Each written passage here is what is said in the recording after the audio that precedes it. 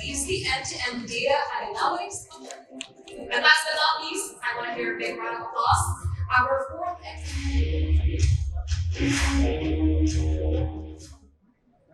Good afternoon, everyone.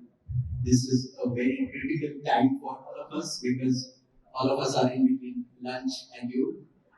We are very apologetic for that, but we try keeping it very short to ensure that we get your lunch pretty faster than what we hope.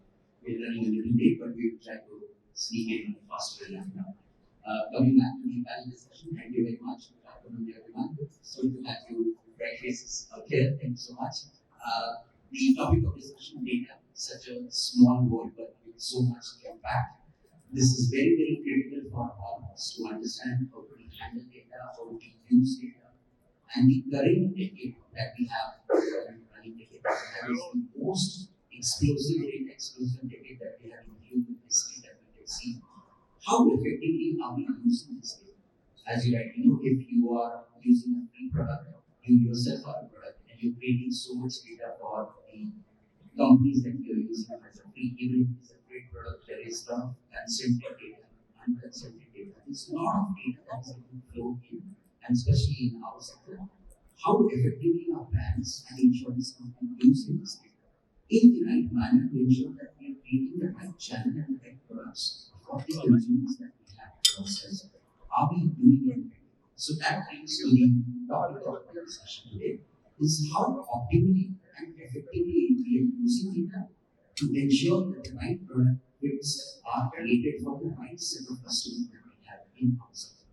To break the discussion and start the ice-breaking session here, let's discuss each one of you and ask yourself as well.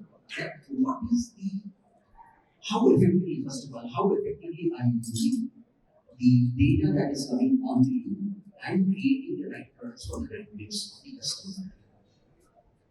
Right. Thank you so much. I have one. When we're talking about data, I'm just going to straightforward into what actually what we're talking about here. Most of the time, we are talking about process. Most of the time, we're talking about people. Most of the time, we're talking about technology. Those three things becomes a classic confirmation, if you like to say that. Focus on those three. On the other hand, we sometimes forget one thing here. All of these three requires data, without which all the transformation will not be very fruitful. So, if the question is, how can you utilize your data? How effective is you utilizing your data? The answer would be from A to Z. It depends on the maturity of your company. So that's number one. The journey in each company is slightly different. Number two, the strategy and also the focus point of each company may be different as well. I mentioned earlier about 3 points earlier. Some companies maybe will focus on speeding the process, like to run data. But that data is slightly different if you want to utilize it for people enhancement or development. Slightly different. However, those data need to be placed somewhere in the repository that understood by these data people. We are in our data. So my point is, if you want to utilize data, you want to understand data meaning that it should be accessible for those who require the data. Number 3 is it should be clean. Yeah, thank you. Yeah. So from the insurance sector, Alex, this may or may not be relevant to you, but in the insurance sector, do you also see explosion of data, or are you grappling with problems in terms of having too much data, or is there something else that you're facing in terms of your sector? Okay, all right. Thank you for the questions. I will comparing ourselves with the industry sectors like banking or even like the health industry.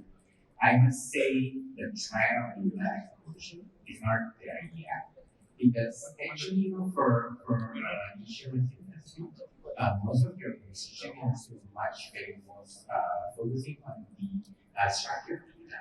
I must say. meaning that the challenges will be more on how to learn data across the organization, be it the client data, policy data, or even the other operational data, and place it into effectively data platform. And then, from there, actually, we come up with the use cases where we can help the companies actually to improve the efficiency, be it on the operational efficiency, sales efficiency, so on and so forth. So I think, unlike in the other industry like banking, our challenge is more on to how to make the data accessible and available across the organization and can be used in a timely manner and the right format. I guess that's my opinion. Yes. I'll come back to you on the process part as well. Sure. But I'll move on to Michael as well. In terms of same question to you, sir, in terms of how effectively you feel that the bank at your side is effectively using data to create the right products for the customers. Okay, thank you for the question. Before I come to the answer, I'd like to express my thank you for my Sonny.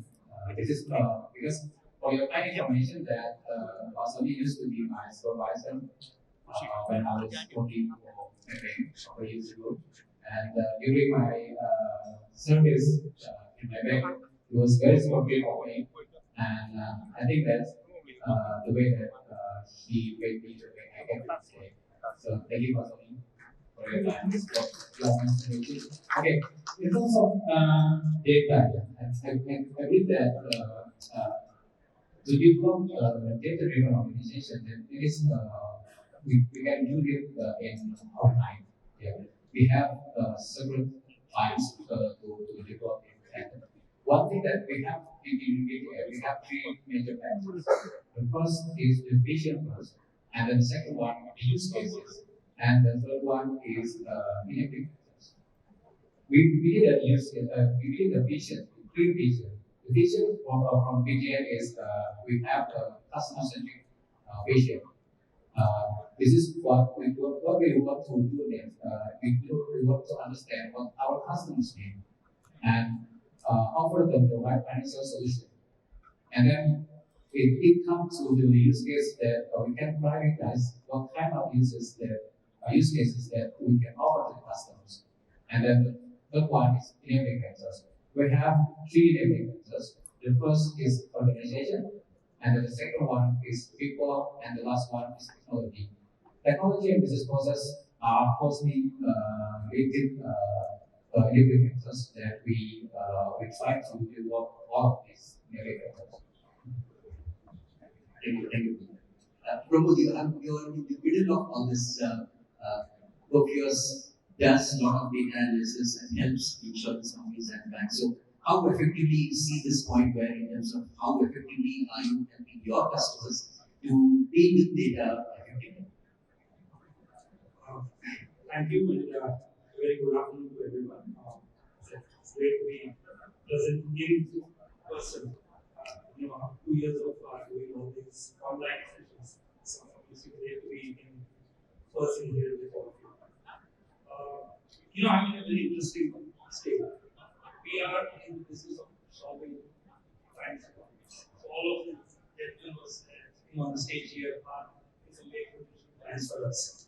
So rather than try and say how do I see them, I will try and frame the response in the context of what are the challenges perhaps there is an interplay for some interesting conversation to happen. So if you think about data, it's often repeated that data is the new oil. Now if you think about oil as a metaphor, none of us can consume the oil that we refer to as oil, right? You have to go refine it. A crude oil has to go through a refining process before it can be consumed by the end users. It's the same with data. We are now saying that data is the new oil. The challenge with data that I see in most institutions, particularly traditional organizations, is how do you consume that data, which comes with a lot of noise. So, a typical example, and I come from a banking I'm less a technology person, more a retail banker, as the introduction indicated, right? As a retail banker, the biggest problem that I used to encounter is that if a customer was banking with us, that customer had a credit card, a deposit account, a mortgage, and a car loan. He had 4 records and 3 different telephone numbers. And in Indonesia, I even know that 2 credit bureau record also. Now, if you come across a situation where the raw data is configured in a manner where you have duplication, how do you identify a single source of truth about that information? So the first problem that I encounter, that I see a lot of institutions struggling with, is this idea of single customer view. Because ultimately, their purpose is to convert the data into something. In order to do that, they need to eliminate noise associated with the multiple data records for the purpose of decision making. So that's the first challenge that I see. The second is, I think, as Alex was mentioning, in the idea of use cases, what is the purpose of the data and what are you trying to achieve? And in that sense, data is that glue or the fuel that connects people, processes, and systems. And how do you then maneuver the movement of data between these three in a manner where it solves for specific use cases? An example of how you want to use data for a specific use case is if you have a customer who's already a deposit customer in the bank or a policy holder in a bank. When the customer comes in for another product, maybe you not bother the customer in terms of currently on step into the repository for the purpose of decision making. Becomes an interesting way. How you connect systems, process, and people into a common repository. That's why Martin was mentioning about the whole data organization. That becomes an important element. The third, which I guess I want to also allude to, is data has value as power. Power to get misused. So one of the big challenges that I see all the banks struggling with is I can organize all the data in one place, but then how to protect that data from the possibility of fraud and misuse. So I guess if I had to summarize the 3 problems of how do I build the single customer view, how do I organize the data to be able to fulfill certain use cases, and 3, how do I protect the data from the idea of cybersecurity and fraud and misuse. So where do I see the industry right now? I think they are evolving very, very fast, and which is why you see the titles of all the senior gentlemen there. They're all focused on data. And I'm, as a vendor and as a technology company in the business of helping them data, I'm very, very excited because the industry knows that they have these problems to solve in the coming years. Thank you. Back to Sonny. You have been a veteran in the industry and back of Solar. What are the trends globally? What are the trends that you have seen is catching up in Indonesia? And that's exactly what you feel is the right trend moving, be it in Maybank or in other banks that is catching up in Indonesia. What is the way forward? What is really happening in Indonesia right now? And in the coming years, how do you see it to the discussion of data? How well we are consuming data, bankers are consuming data. What are the trends that's catching up? And you see the good things happening in the banking sector. What are the things that you talk about? Yeah, I think data analytics in Indonesia is only the last 3 to 5 years. It's only started being noticeable by many. For simple reasons that number one is they talk about digitalization. Number 2 plus copy. As simple as that. When we used to have KYC face to face before customers coming to our office, we used to have you as a person physically, I will see you, so on and so forth, filling the blank, filling these forms and so on. When COVID strikes, we can't do that anymore. So that's spearheading the utilization of digital. Number 2, data. How can we utilize the data that normally is in the shape of paper, suddenly have to be the shape of digital. So people need to understand that. So the process of those that I mentioned earlier, digitalization of data analytics, becomes inevitable. Like it or not, it's there. So that is the trend. What's next? Cloud. We cannot prevent people to go into cloud anymore now. The question whether should I go on-prem, should I go cloud? No questions on that. So these are trends that you're seeing, or you've also seen that the bankers in Indonesia are catching up and they're accepting the reality. Yes. It goes hand in hand with that, but it's also what? Cybercrime, risks. Of course, when you're talking about digital, you're talking about something that a lot of people have access to. So cybercrime also increases. How can we protect the data? So that is the trend that's going to be ongoing, and because I'm very good at discussion with us and this, and maybe find some. So I would like Indra to add to that. If there is anything else that you're seeing differently, or is this what you agree to in terms of how this is shaping up in the banking sector in Indonesia? Yes, of course. I'm agree with Sonny. So currently in analytics here, we talk about data, and everyone told us that data is a new goal, so on. So, but some of the company have some vision like customer-centric organization or data-driven organization, right? So, in terms of two data-driven and customer-centric organization, how to develop it, how to implement it. So currently, for years, I guess some banks or financial services often offer to the customer all the products that the customer needed or not, right? So it changed that we try to understand what our the customers really need now. So this is the new approach for us that we have to understand what the customers need. And in order to do that, we have to follow the customer journey. What is the customer journey? From the first time we try to acquire them and then approach them and then they buy our products.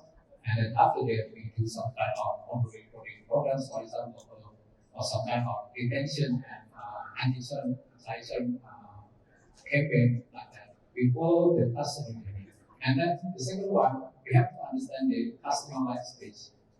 What is the customer life stage? Whether someone is trying to find media and then make new family and so on. So by knowing these two major factors, we can understand what are the customer really needs. And this is one that we try in media, and we try to understand the customer's need and then find the right solution for the final financial solution. Yeah, thank you. So, Alex, we were talking off stage as well that in the insurance sector, it's not mostly about product innovation, it's more on the process innovation.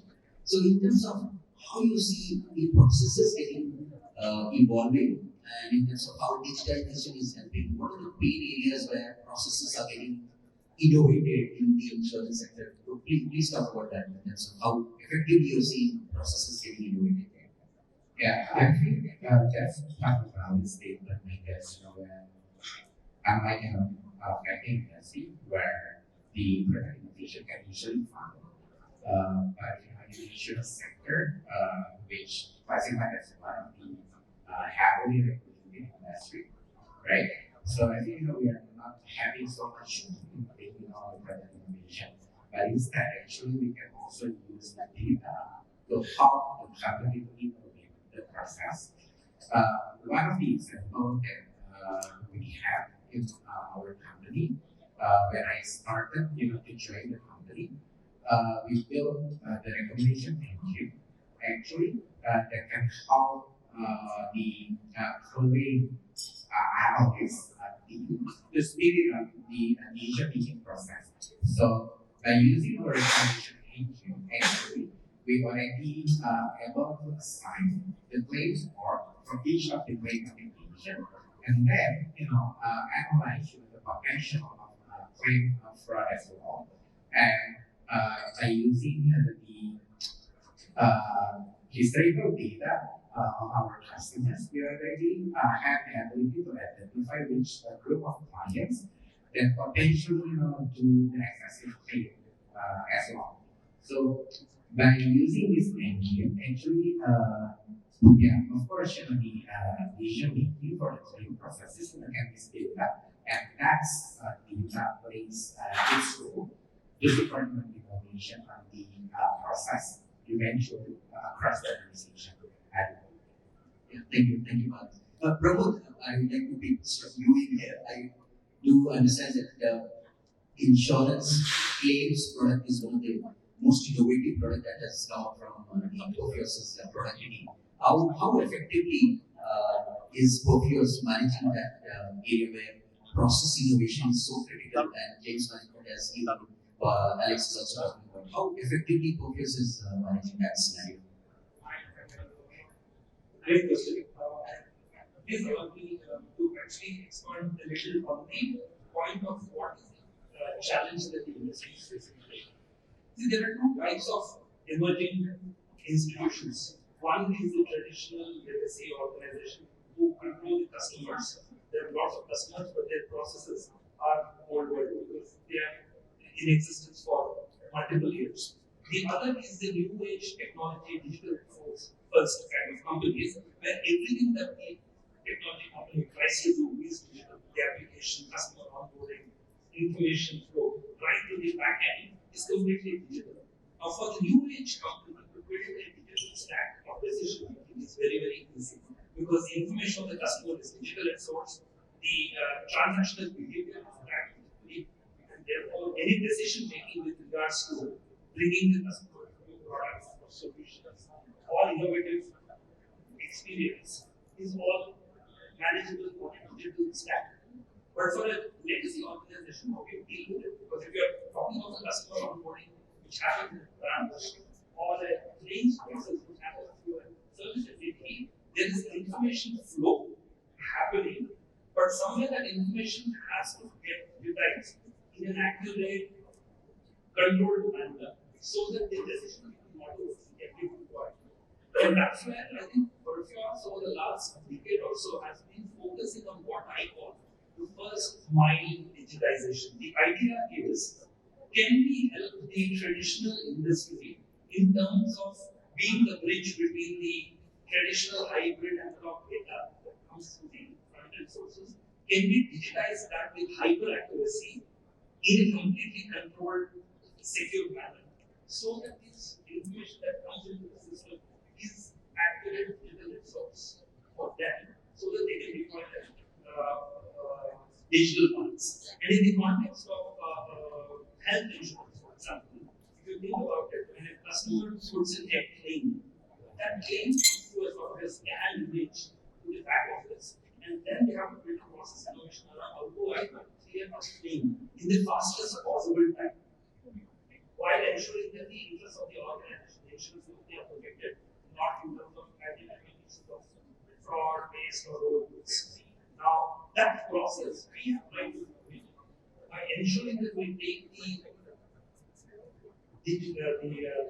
health claim or the hospital bill, we use some very powerful analytical tools to digitize that entire hospital bill into a digital source, which then can be used by their data to do all their analytics on real-time basis. Now, if there was no tool to transform the analog data into digital source for them, that process was completely manual. So we are today eliminating a lot of processes, and we work with one of the largest insurance companies in this region. And it's their data that indicates that they have saved up to 80% of cost and time in processing a claim with accuracy. And obviously, once you digitally bring in the data, fraud, waste, everything else becomes efficient. That is yet unknown. But just on pure efficiency gains, we believe that we are getting close to 84% efficiency on processing of claims. Thank you. Yeah. Coming back to Pascal, the picking up from what Pramod is referring to, first mile digitization of first mile automation. Are you seeing any innovative ideas or better way of doing things as compared to what we were doing maybe 10 years later or 10 years before? What are the newer things that's happening? Because that's the most tricky part is the first mile digitalization because there's a lot of KYC being done, there's data to be digitized, the customer has to be on board, and there's just too much of data coming in, and that's the initial data, almost like 80% of data coming in from the first step itself. And then the problem of multiple user accounts getting created even when it's the same customer. There's a lot of chaos that happens during the data entry phase or the data digitalization phase in the first step of the onboarding of the customer itself. Are you seeing any innovative trends here, or what are the newer things that's happening in that first mile digitalization with the banking industry? Yeah, I think it's very starting now. We need to differentiate. I think there's a lot of people misunderstood about digitalization. Digital platform. There's a lot of confusion in that. I have my mobile banking and things that I utilize digital platform. No. That's a platform. Automation is utilizing digital app. That's it. Digitalization. If you want to go to the digital platform, you put it manually. So when you're talking about digitalization, first instance, I mentioned earlier about the COVID strikes. We don't use paper anymore. Most of the paper is gone. So we convert the analog data to digital. This is the essence of digitalization. When you talk about that, we need to understand why should we put it. From mentioned earlier, once we have the data, we need to put somewhere for people to utilize it.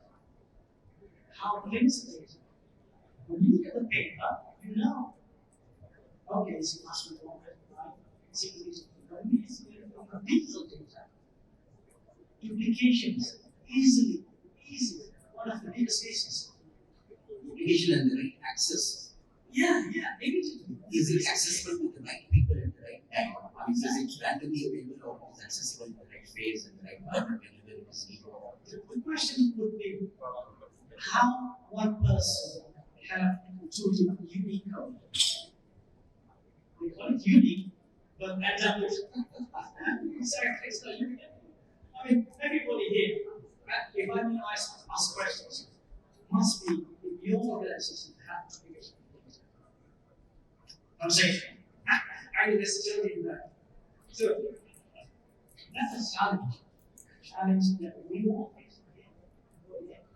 And we have to find regulators, us, banks, also insurance, and also regulated companies, organizations. You cannot have two unique codes. If you have that, you will get fined with penalty. Simple as that. So we, like it or not, we have to scrap everything back to look at that. And then utilizing any technology that we have. So post-COVID, is this really a big problem statement that banks are actually grappling with and actually finding a solution to that as well, instead of ensuring that there is no duplication and customer onboarding, digitization happens properly and then stored digitally with the right access. Exactly. That's the way forward, and this is what banks in Indonesia are also moving forward. But would you like to add to that? Is this what is happening at your bank, or is there anything else that you feel that is something important that's happening? Yeah, fine. Sorry? Yeah, for you. The question is adding on to what Sonny was asking, talking about in terms of digitization, conversion, access to data, ensuring that it is a secure access post-COVID world where there's no paper and everything is digital. Is this the way forward in your bank as well, or is this anything else that is especially happening at BK as well? Okay, one thing that we have to understand, we talk about data. Data is, we drive the business with data, right? So, one thing that some companies follow that, okay, another company try to digitize, okay, go to digital, but the other way, they don't do some deep analysis about the customer itself. So, one thing that we in the end, we try to understand what are our customer needs first. And other than After that, we try to personalize what are the campaign, what are the tools, or what kind of interaction that we have to do with the customers in terms of fulfilling their needs. So this one thing that we still doing the transformation in order to achieve that. So in BTN, we try to understand the customers. Thank you. And the insurance sector as well, in the first one is that still a problem, or you feel that's not the big area that your insurance companies would be focusing on right now? Yeah, for insurance sector, actually, this is indeed a challenge, because not all of insurance organization are able to achieve the maturity level in terms of the way we are managing the data and the way we democratize and monetize the data as well. So I think the keyword here actually, on how we can put the right balance of the rapid growth of technology, digitization, and of course, with the needs of the clients as well as of the organization as well.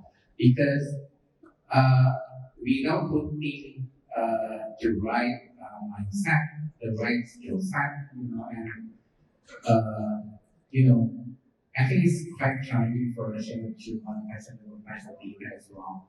And because technology for me is only a tool to enable everything, but I think right focus in our organization mostly on how we acquire the right data first. Because without acquiring the right data, I think it makes impossible for the organization actually to start their journey in monetizing and democratizing the data.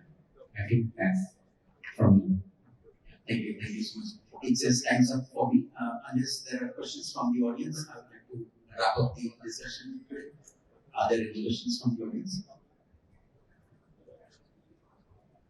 All right. As IT Pramod said, I love that petroleum connotation that he gave. That data is like petroleum product. You cannot use them in the raw form. It definitely needs to be analyzed and squeezed. A lot of petrol, diesel, and stuff has to be squeezed out of entire petroleum called data.